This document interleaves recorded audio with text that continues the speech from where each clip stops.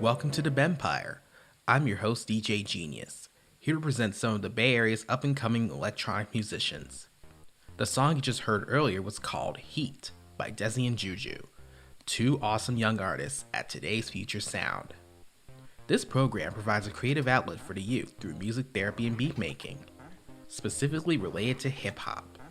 Its website recognizes that this genre, quote, has significant real-world applications, yet its power to engage, unify, heal, and give voice has often been overlooked, especially in schools. That's where today's Future Sound comes in.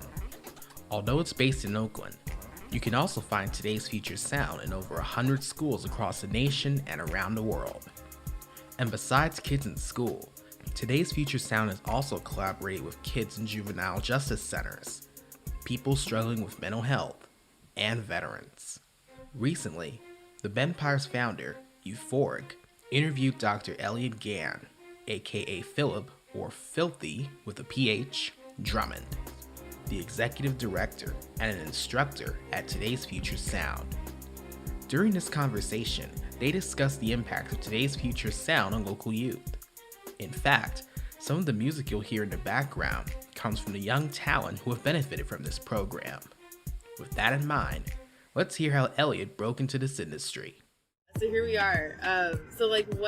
When have you been doing music your whole life? Yeah, pretty much. I mean, if you mean making beats, no. Trying to figure out how the hell people were scratching and making beats and reading up on underground hip hop culture and what I guess they would have called electronica, which is now EDM. And yeah, just getting super deep into electronic music and house and drum and bass and jungle and trip hop and some techno and collecting vinyl, digging, going to underground hip-hop shows in New York City where I grew up. Just getting super deep into the culture and just being really passionate about it and just trying to figure out how I could do it myself. And I don't know, just kind of launched into this underground scene on the West Coast. I feel like there's a shift in underground hip-hop and in like the battle rap scene, which I became really involved, where it had gone from being like really, really centered in New York City to the LA underground and to the Bay Area underground, especially turntablism culture in the Bay and San Francisco, Future Primitive. So I was all, tuned into Future Primitive and discovered groups like Sacred Hoop and Eminon, which is Aloe Black and Exile. So I was kind of both in the beat scene, but also in the battle rap scene, and would travel around the country and document every rap battle I could, and was making beats simultaneously and trying to push them to rappers, and was really about it. And Continued to put on events, started to put on beat battles in 2006, right after Jay Dilla passed and after Donuts came out. 1 month after, we put on the first beat battle. Because Dilla's death and Donuts, I think, really kind of ushered in and helped to kind of crystallize and gel the beat scene and legitimize just beats as something that you listen to, as opposed to beats for people to rap on. And did a monthly beat battle for 9 or 10 years. And so I've put on hundreds of beat battles at this point. I've put on beat battles on every continent aside from Antarctica, and that's a bucket list goal, is to try to do an Antarctic beat battle. And it's all kind of ties back to the work I've been doing with my nonprofit, Today's Future Sound, where we go into schools, juvenile detention settings, community settings. We've literally taught beats on 14th and Broadway in Oakland. Like, set up a table, and homeless folks, kids, firemen, people from the community, passerby just come, and we teach them how to make beats. And, like, that's what we're about. And so as a clinical psychologist, I've been also working on developing this idea of the therapeutic beat making model, and that's this model that we've put into practice, and we've been doing research on it in public schools in Daly City and Oakland, using it to address trauma and anxiety, depression, social skills. So it's really it's very deliberate. It's all tied in together. It's organic. It's authentic. It's not, I think that sometimes educators or other people can appropriate a culture they're not part of, and this is all practitioners of the culture. This is hip hop heads, grassroots hip hop heads, DJs, MCs, the real deal. And people who are really in it, really do it and live it and breathe it, and they're all about it and want to share their passion with kids and with youth, and I think that's really cool. It's like an intergenerational, each one teach one kind of thing.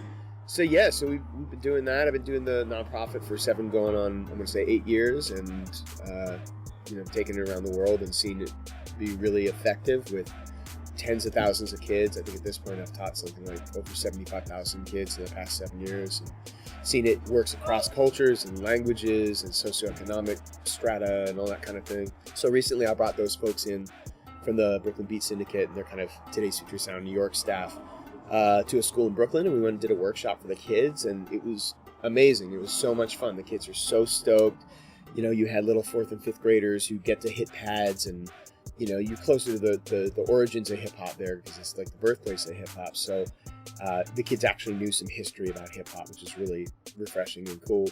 But they were so into it, and it's the hands-on experiential thing that's so important. So we're really trying to get kids as young as 3rd, 4th, 5th grade, even 2nd graders we've worked with, making their own beats and making their own albums, and putting out their own albums and putting it out on SoundCloud and Bandcamp, and having artwork for it, and having them perform beats live, and really try to get them as early as possible doing that, to give them this creative outlet, to give them a sense of identity and importance and community and self-expression and connectedness. So that's kind of the short, or not so short, history of some of how I delved into beat culture and hip hop and what I do now. I think that's a nice little kind of summary. Awesome. Wow. He's taught 75,000 kids over 7 years? That's a lot of musicians, DJs, and producers he's inspired. We'll hear more from Elliot later, but for now, let's hear a jam from another one of our local musicians. From Oakland, here's Jania Omi with The Butterfly.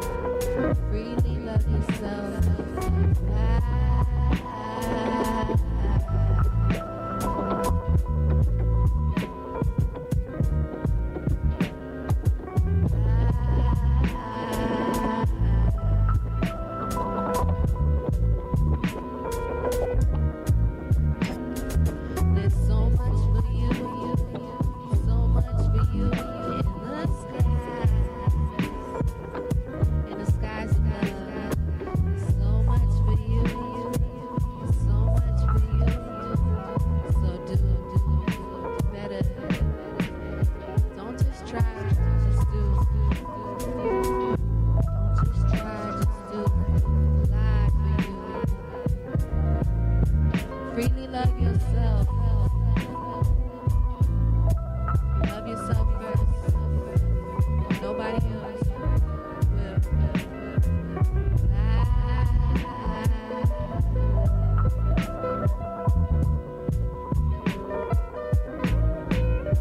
I want to fly.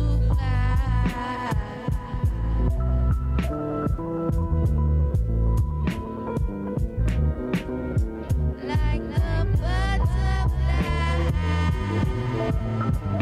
in the sky.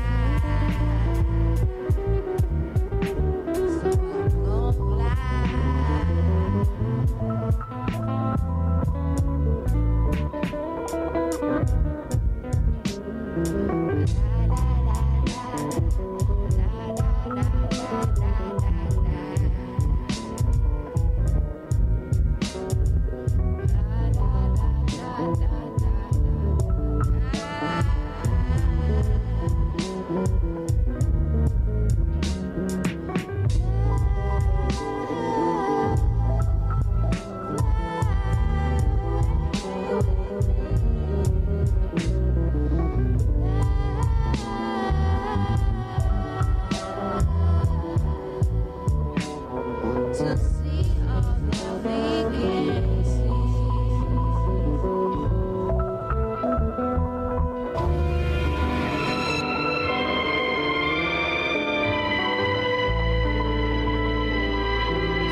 Be all that we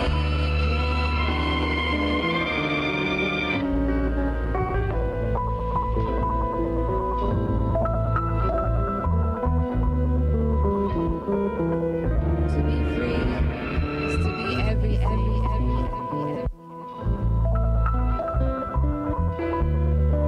That's what we're here for.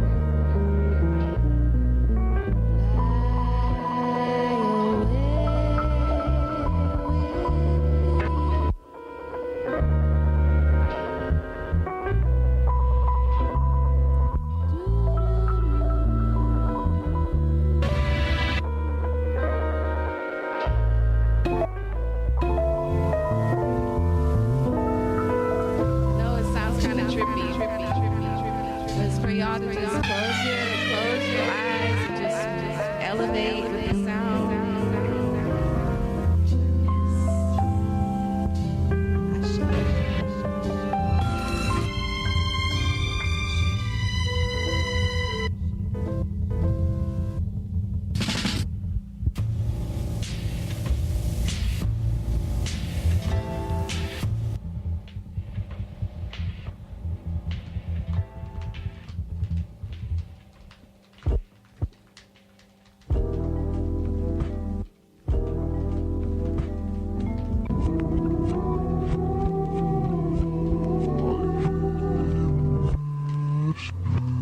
And that was The Butterfly by Jania Omi.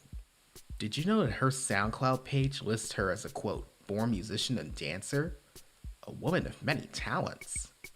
Back to our conversation with Elliot. When you hear about these new programs helping kids, there's something familiar you'll hear some people say. I wish I had this as a kid. And today's featured sound is no exception. So Elliot decided to make a statement with this statement. I'm reading this business card. It says, I wish I had this when I was a kid. That's our motto. That's our slogan, because every single volunteer and instructor that I've ever had, verbatim, says within a half an hour of seeing what we're doing or coming with us to a school site and setting up, or an hour or two after, it says, man, I wish I had this when I was a kid, or I wish I had this when I was in school. Verbatim.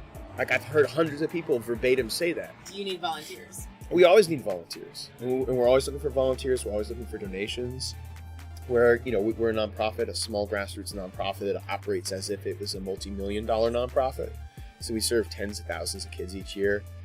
We need people to donate. We need people that help us out at the events. We need people to spread the word.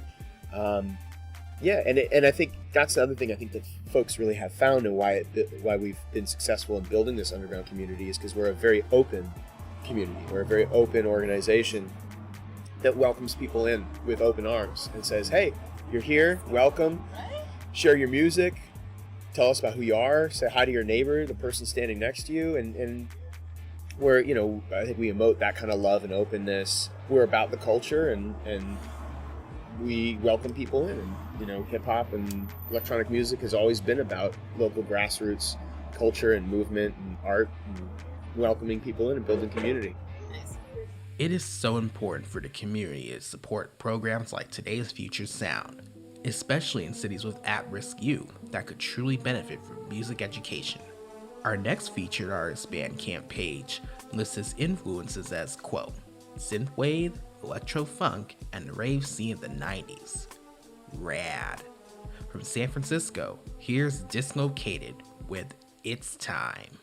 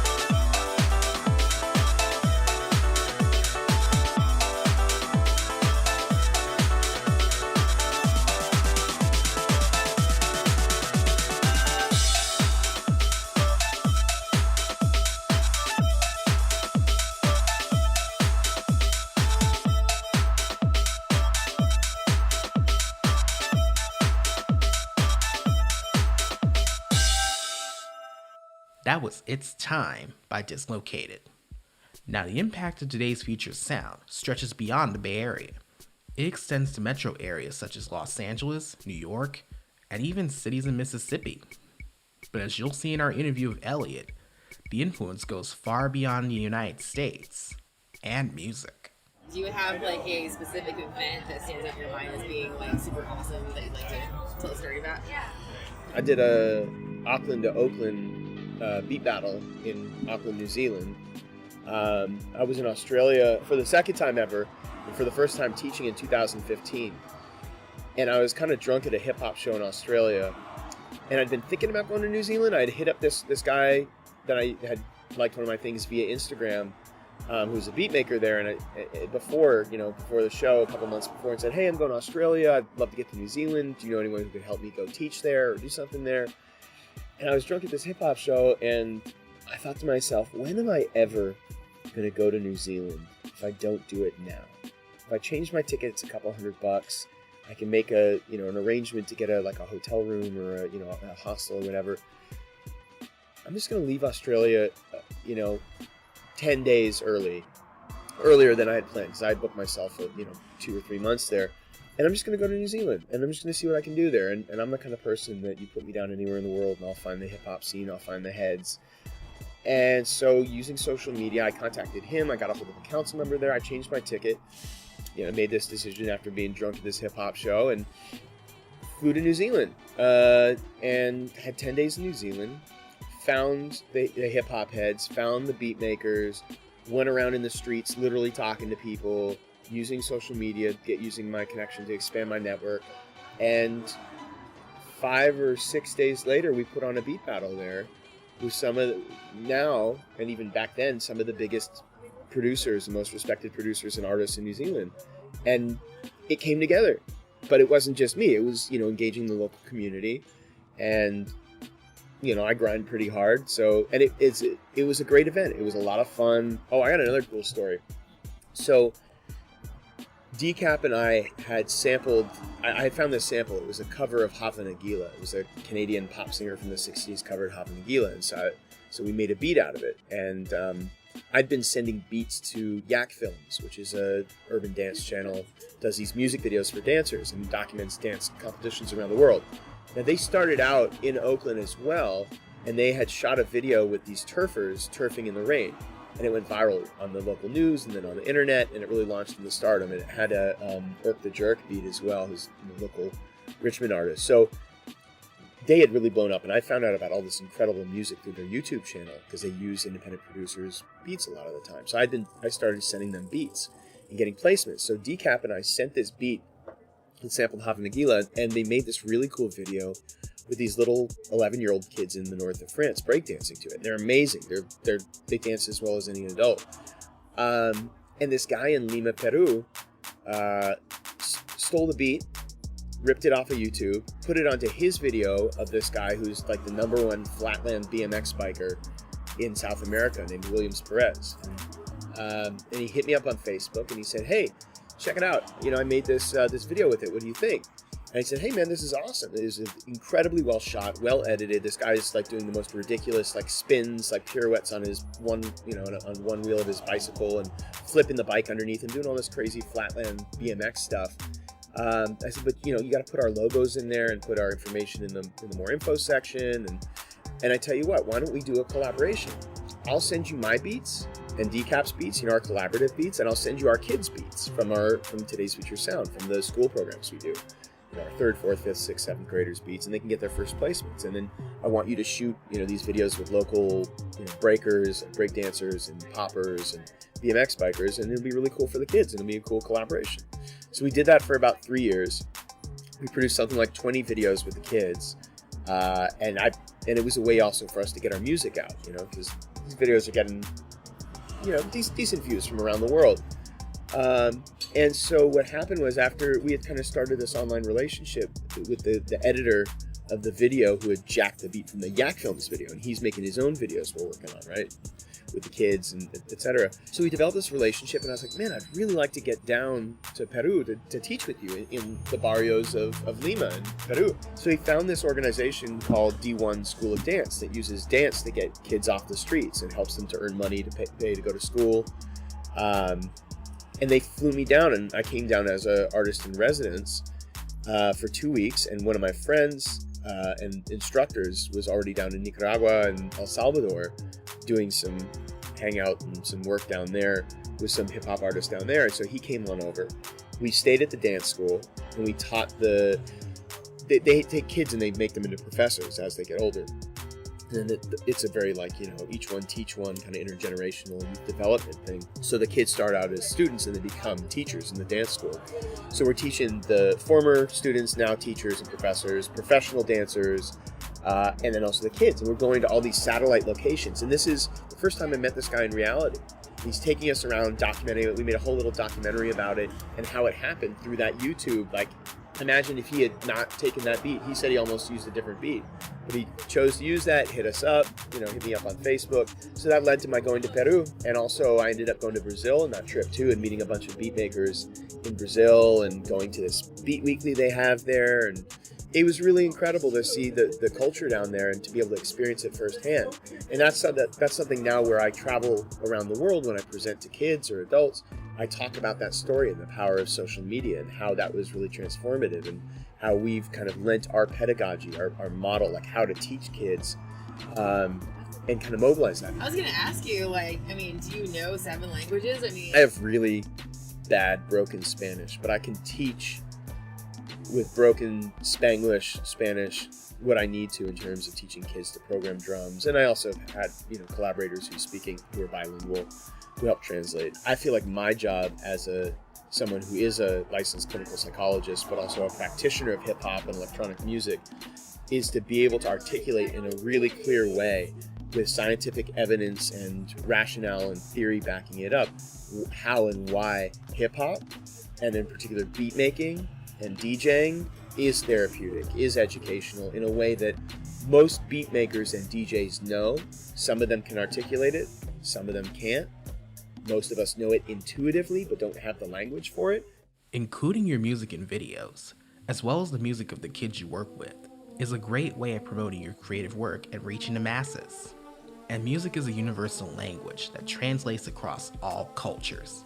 Here's another banger from some of the musicians at today's Future Sound. Here's Retro by Lil Drip, Matt Nairda, and Darth Pyres.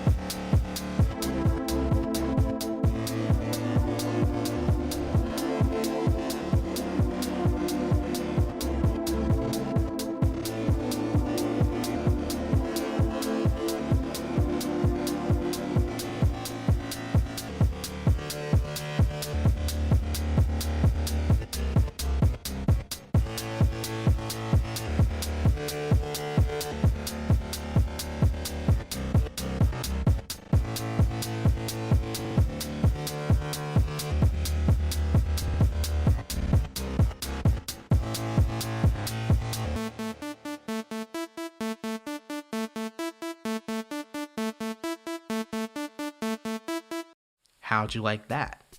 That was Retro by Lil Drip, Matt Nairda, and Darth Pyres. Now where can we find all of these incredible creations? Elliot's about to tell us right now.